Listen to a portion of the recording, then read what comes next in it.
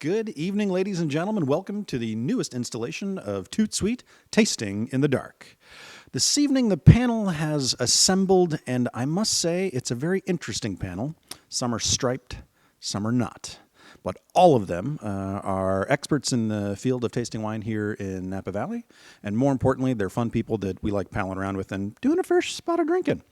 First on the left is Sam. Sam, can you give us a little morsel as to who you are and why you're sitting at that table? My name is Sam Sharp. I've been living here in the Valley for a little over 15 years. And, have a small wine brokerage business and work with a number of small producers here, selling to restaurants and retailers, and allows me to taste a lot of really good wine. Longtime veteran. Sam's been working here in the Valley in wine for better part of 20, 25 years. And possibly the most seasoned taster on the table. So we'll come back to that in a moment. Sitting on his right is Mr. Mark Simon, elusive creature of debauchery and all things Venice. Mark, if you'd be kind enough to let us know whom you are and, again, why you're at the table. Yeah, I'm Mark Simon, and I am the manager of the sales and hospitality and wine club at Young Inglewood Vineyards. I've been in the Valley for 11 years. Started tasting wine right around 20 years ago in the restaurant business. Right on. Thank you very much. Mark's a little bit bashful. What he didn't tell you is that he's working with one of the hottest new projects in wine in Napa Valley. They're a great little family in St. Helena. If you have the wherewithal, look them up. They are Young Inglewood. Thank you. All right. On Mark's right is Mr. Frank, the dark horse in the group. Haven't really had a chance to size him up yet, but I have a feeling he's going to be the tenacious one. So, Mark, where are you from and why are you at the table? Thank you. Frank Nola. Been in the restaurant business over 25 years, from chef, restaurateur. Last stint in the Valley was at Domaine Chandon. And although I've transitioned slightly out of the restaurant business, I still drink almost as much wine. Thank God. All right, ladies and gentlemen out there in cyber world, you all know the rules. Our contestants will have the next 15 minutes to break down or assess the 6 magnificent wines placed before them by our friend, Mr. Scott Lewis of V Wine Cellars. So, gentlemen, without further abandon, get your nose on those glasses. All right. Let's introduce my co-host for the evening, Mr. Scott Lewis. Scott, can you tell us a little bit about you and what is V Wine Cellars? So Scott Lewis, I've been living in the Valley for about the last 12 years. Background was in hotels, and finally made the decision to create a lifestyle versus a career, and had a passion for wine. Studied wine in Europe for quite a bit, from Ireland originally. And basically, wine was my passion, and got to start this fun store with my business partner, Larry Shepnick, about 7 years ago actually right now. And we're right in the heart of Yountville. We carry a varied selection, and actually the wines tonight are from all over. So a bit of almost where I've lived. Some selections are not your typical, but some might be for some others. So I'll leave it at that. There's 3 red and there's 3 white. Outstanding. So the table is set. The participant. Whoa! Did you see that, Sam guy? He is so uncertain of himself. Already trying to ponder what am I doing? Why am I here? What is the meaning of this crazy thing we call tasting in the dark? And then the guy right next to him, this Simon guy, not a care in the world. It certainly typifies the California kid, even though he's from the Midwest. Who'd have thought? Now, Scott, I've got a quick question for you. So, is it blasphemy to the clan Lewis that you play with wine and not scotch? It's whiskey, actually, where I come from. But anyway, no, wine is definitely, well, my father was big into wine back in Ireland, and it was always something about, wine with a dinner, but also wine, drinking on an everyday basis. So I got to, one of my first wines, I have to tell you, was 71 Latache, and that sort of ruined it for me. Wow, that's, well, as starting points go, that's a pretty high mark to eclipse. Have you ever eclipsed it? I had a 71 recently, yeah. No, actually that was a wine that was just, as a child would get a thimble of wine and some water in it, and it was just a treat to taste wine at the Sunday dinners. So I worked in London for a while, and I had a great chance to work with so many great hotels at fantastic Bordeaux cellars. So really got an understanding of, how special these wines were. And then just appreciating wine. But truly, actually, moving to America was probably the best thing in understanding than seeing the California wines. Interesting. What's been the kind of the most revealing revelation for you as far as California wine is concerned? Well, if you go anywhere else in the world, typically you're not tasting the wines that you truly find in Napa Valley. Unfortunately, the representation you get out there is more of the generic everyday stuff. And not to say there's nothing wrong with it, but When you see, let's say a third-tier brand, and it's like 3 times the price you typically would pay for it in America, it sort of represents, that's what's represented out there in a lot of European countries as well as Asian countries. So the true nuggets you find are really coming to Napa and finding this. I mean, that's what we try and specialize in, is the small boutique winemakers that don't necessarily have the tasting rooms or the manpower, but have placements in great restaurants in the valley and also in some great wine stores. You have done an absolutely masterful job of amassing a cellar and collection of wines that are truly world class. I mean, I know just from the limited amount of wine I've found in your shop, you can walk in and find wines from Domaine de la Romanée-Conti sitting right next to the great Sancerres from Vacheron. And it's really exciting that people have now been seeking you out as a more prominent spot for their wines to be shown. So, all right, I think the world out there has an idea who we are. Let's try and figure out who these guys are. So far, Sam is presenting as the steady Eddie. The stripe in this shirt gives him that linear ability to break down a wine. And what concerns me is the curls. I'm just not sure that this guy's fit for the show as it is. I think he's still an amateur. Now, the Simon guy, Mr. Mark Simon, is studious, ponderous, quite frankly. I think he's going to come in third place so far. Again, the dark horse, though, this guy, Frank, he's hard to size up. He's got that Italian thing going on that he might come over and kick you in the head, or he might just give you a kiss. You don't even know. So let's see how each of them is assessing the wines. Mark's already on glass 3. Sam seems to be floating back and forth. Right now, he's got the third glass in his hand as well. So only Frank is lagging behind at wine 2.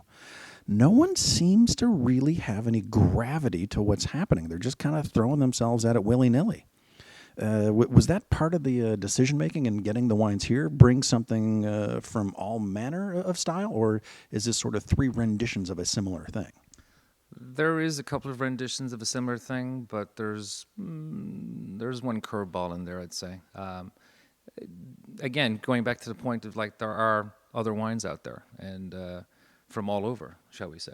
And, one of the things that I try and do, exactly just to the point of, like you were saying, as far as our selection in the store, is that I try and have wines from all respective areas in the world, because it's a great example of, if you want to compare your wine to, a French or a Argentinian or an Australian wine or Italian. So I think it's important to have the variety. One of the funniest things I always find is people come over from Sonoma, the other valley, and they always, assume that we don't carry Sonoma wines, but actually carry a lot of Sonoma wines. I have an amazing Pinot Noir collection of, Sonoma wines, because I believe they're very good, as much as the Cabernet is good in Napa. So, but yeah, it's sort of a slice of some similar, some not so similar.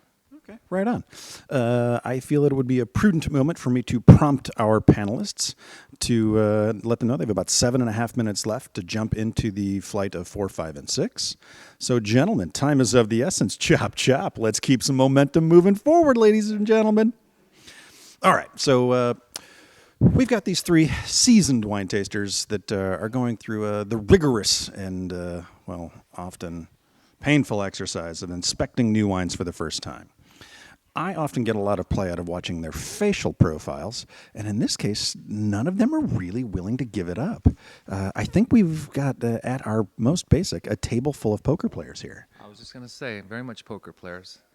And the noses are working very well, I can see. Yeah, exactly. It's nice to, see how the interworkings, the intimate relationship between shoulder to shoulder, glass to glass. I'm still, I gotta tell you, this Frank guy, I'm concerned for his safety.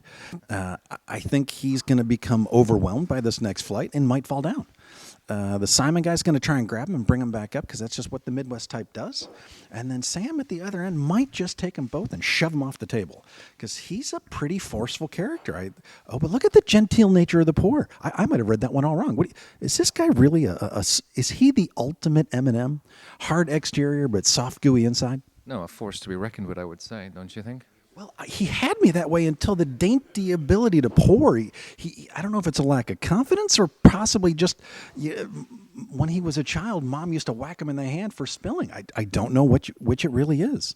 But, wow, okay, so Sam and Mark are a little more diligent. Whoa, did you see this guy? A rinse? A formal rinse? Wow. Okay, so it does look like somebody knows the business end of a hickory switch out of mom's hand. That's the Simon guy right there in the middle. Okay, Frank's coming up, bringing up yet another rinse.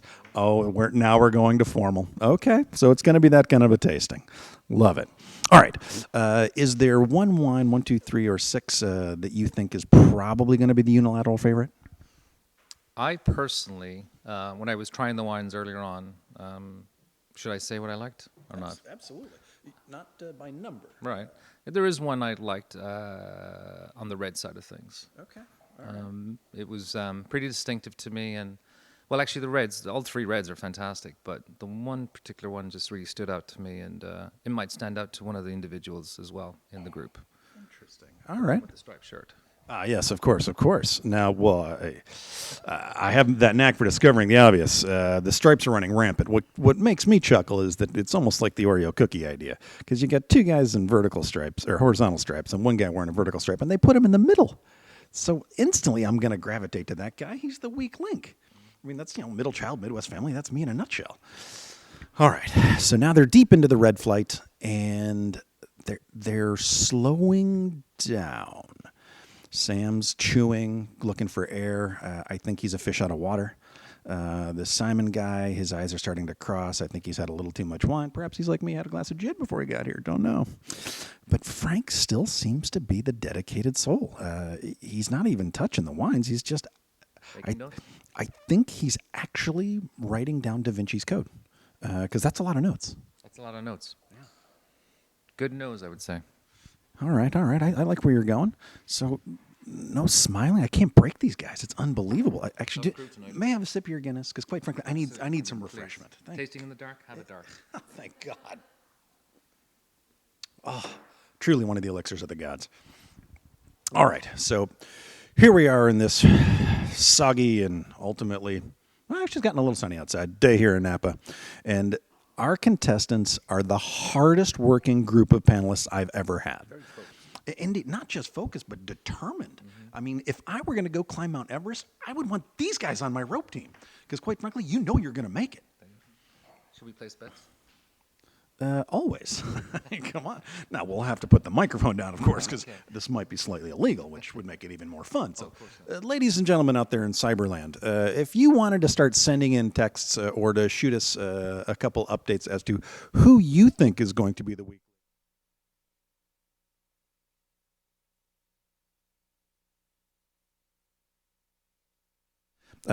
We will have a little bit of discussion with Scott as to what those wines are, why they're here, and if he is more than likely to acquire them. I know the caliber of juice that you guys acquire, and often it's 4 or 5, 8 barrels of something extraordinary that happens upon your door that you seek out and then you unleash upon the world at your discretion. Okay, I've given up entirely on the Sam guy because, quite frankly, he's just too big of a package for me. I can't crack his exterior. I know there's lovey-doveyness in the middle there. There it was. That was the first chink in the armor. He might spit that juice back in the glass because now he's smiling. This is what we're looking for, ladies and gentlemen. Okay, it's just like the Kentucky Derby. You can go from 15th to 1st in like 3 furlongs. It's amazing. All right, Simon still just won't break. I think Sam rubbed. Oh, there it is. There, we got him. Okay. Yep. The first chink in the facade. That working. It is. Isn't that nice to see? That's about time. So that just leaves Frank chewing away, gupping in air, almost as if he was one of those fancy koi that I see in Hawaii. Writing a novel. Yeah. Right. Look at the guy. The pen won't go down. And I have a feeling he must have been some form of an engineer in the past because his writing his penmanship is perfect. All right, ladies and gentlemen, we've got about 20 seconds left for our panelists to make their final assessments of the wines. And then Scott and I will journey over to the communal table and unveil the winners and losers. From that point forward, we hand off the tally sheets to be tabulated by the esteemed firm of Loosedown, and then we will unveil a winner. So, ladies and gentlemen, we have 5, 4, 3, 2, 1. Panelists, drop your pens. All right, let's go say hi to our guys. Now, Scott, could be kind of sitting next to Frank. Okay. Gentlemen, it was a hard-fought battle. I still have no idea about any of you, so you're going to have to let us see a little bit further behind your curtain, the great mysterious Oz that is you pulling levers and whatnot as far as the wines are concerned. Didier Lustau's collecting your talent, so we will unmask a winner momentarily. Okay, Scott, 1 through 6. What can I drop in your glass? Well, should we start with the whites? Most likely. Let's go with 1. 1 it is. You're gonna Rinse. rinse. I mean, hey, if our panelists can rinse, so can we, right? Exactly. Awesome. Gentlemen, you have now been presented 6 wines from the extraordinary wine venue of the Wine Cellars. Well, I'll start with you, Sam. Was one of them a clear lead-away favorite, or break down the wine? You know, to me, I enjoyed the lineup, particularly among the whites. You couldn't have had 3 more different styles. I appreciated that. They all represented, to me, good examples of what they were, and I enjoyed that part of them. But the very 3 entirely different wines. Outstanding. Did one of the white wines reverberate with you, or? I think by the time I got to number 3, the real floral notes, the vibrancy of the aroma, it kind of was intoxicating. And, maybe the way it was positioned 3rd, it kind of came as a breath of fresh air on the tasting for me. But I genuinely enjoyed all 3.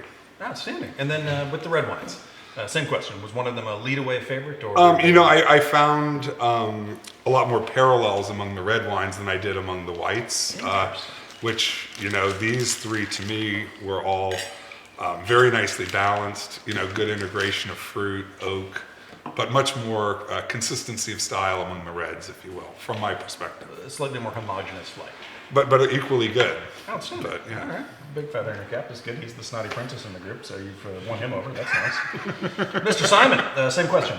Wines 1 through 6. Was there a stand-away favorite, or? I think, in the flight of whites, I agree with Sam, where number 3 really stood out for me. I found the differences intriguing. The first 2 not necessarily my style, but appreciable, and something that I could definitely floor sell, but not probably cocktail with. On the 3rd one, I really love the acid profile on it, which is kind of led me to it. On the reds, again, more of a homogeneous. I found the tannins to be a little bit cloying towards the end. Okay. I don't know if that was all 3 in quick succession, not spitting, or spitting. Or but I found the red as a flight more to my taste than the whites as a whole flight. But I think the favorite of the 6 is probably number 3 for me. Oh, cool. Okay, good times. And then Frank, same question. Well, I think we're pretty consistent here. I found a similarity more towards 1 and 2 in the whites. Okay. 3rd white, a different varietal altogether. Not necessarily 1 and 2 are the same, but similar. But 3rd one is definitely a different varietal is what I came across. Liking that one much more. It's definitely much more perfume, much more fruit forward, more enticing in the bouquet, and the finish was just kind of carried it all the way, nicely balanced. Right. As far as the reds, I was more enticed by 3. I think it had a little bit more fruit forward, where the other 2 were more masked a little bit at this time, a little hidden. More tannin in the finish, where 3, the varietal kind of jumped out, said I'm here, carried its way all the way through, and the tannins were more integrated throughout the wine. Super cool. So I would say 3 and 3 for me. Wow, 3 is definitely a showstopper. It definitely Muscat jumps up. Talking to you, big dog. Talking to me? No, yeah, we've gained consensus from our fine friends. Does anyone? What are you saying, Muscat? I would think that that's probably a pretty good guess. I was going Viognier with 3 on me. Right on. Knowing Mr. Lewis, it's some ringer. No, actually, I mean it's pretty close. Hold on, we're not allowed to go master. We have to assess. Sorry, that's my fault, ladies and gentlemen. I got a little too relaxed. I'm just trying to get the gun. Of the reds, the one that stood out to me as appreciably different than the 3 was number 6. Let's read number 2 first. Okay. Number 2. We'll now unmask wine number 2. Wow, we've gone to rubber bands. We're getting so fancy, ladies and gentlemen. All right. Tablas Creek. Sorry. Thank you. Roussan from Tablas Creek, and the vintage is 2011. For those of you who are not in the know, Tablas Creek is a venture from the Beaucastel family in the Rhone. And the story that I was told was that they spent 10 years trying to find the right spot here in the United States. So Robert Haas was Vineyard Imports, so it was a partnership with the Bocas family, the Perrin family, And I actually lived in Paso Robles at the time. And Big and fancy. well, I said there are wines that sort of are from places I lived in and kind of worked with. But I was there when they first started. They actually brought over the original cuttings from Beaucastel. They did the legal way. They brought it through Davis, which takes quite a couple of years. Additional years, not like the suitcase cuttings around the valley. But anyway, they brought in each of the varietals and did it the proper way, and then they have about 20 different varietals they're growing down there right now. But it's pretty pure. It comes straight from the heartland of Rome. Yeah, to me it makes sense. I mean, it had a real old world sensibility to it, and it, I enjoyed it for that fact. But it Super vivid. holds true to what I think It they're just kind of doing. Yeah. cuts in there, and then the fleshy qualities of the fruit seem to step forward. Right on. Yeah. All right, Mr. Lusta. Next wine would be wine number 5. Whoa! Imagine that! Beaucastel Mourvedre! Holy shnikes, ladies and gentlemen! I feel as if I've been duped. Not that that's tough, but wow, okay. Bringing the Beaucastel, bringing Tablets Creek in force, huh? Well, again, just another example of, looking at each of the varietals and very pure. In the area, actually, where these wines are grown is like total limestone. And it's an amazing place to visit if you ever get a chance to get down there. But the Mourvedre, I think, is, it doesn't get much more expressive than that. To me, it has a bit of the raspberry, but black raspberry, and has some pepper to it, and it has a bit of nice tannin. Again, these are food wines as well in my world. Yeah, sure. So, they're, again, when you're just tasting that as fast as you're tasting and not really sort of rinsing or anything like that, you're moving along some pretty heavy wines, I think. Right on. Next wine in the lineup, wine number 4. Anyone guess what may be? 4? Yeah, like what variety? I put Merlot down. Yeah, I would. Yeah, Something like that. Yeah. And Tannat. The discussion of Tannat continues. We were talking about that today. I said one of the wines might be near and dear to some It's of you just Sam's today. heart. We were having an intimate discussion of Sam's time spent in Uruguay with his family and friends, and how it took a number of years, but after a specific and intense study, a number of enjoyable Tannats have been acquired. Yeah, this actually reminds me of the Tannat that I was explaining to you guys that I did enjoy, and that it has a roundness, richness, a softness, which is why I might have guessed Merlot as well, but has some nice fruit. Yeah, Tannat is pretty rare, obviously. There's only like 1 acre of this planted at Tablets Creek, and it's I tasted it many years ago, and Jason Haas was just up here recently, and I said, you know what, I've been asked to do this program, and I really think it'd be fun to bring some of these varietals to light, rather doing the atypical. I know you've done different varietals across the board here at the tastings, but I think it's a fantastic example again of what Tannat is. It's originally more of a Languedoc, Pyrenees style. It's actually more Spanish than somewhat Spanish and French Basque, to be honest. And but it's it's like Cabernet Franc. It's used as a filler sometimes with Cabernet, and it's a really unusual. I like this sort of wine for like grilling and. How much? That is $35. Ladies and gentlemen, go find some of this Tannat and put it in your cellar. It's really yummy. Do you mind? Of course. Mr. Lustow, the next wine for our dissemination is bottle number 3. Arguably the more favored of the white lineup, although it's coming in behind its sweet friend number 1. Malvasia from Arby Garby. Hey, right on. Not just a pretty label, ladies and gentlemen, actually super cool juice. Yes, bit different. Like Muscat was not I think it was a great guess originally there, and I think it's a very clean.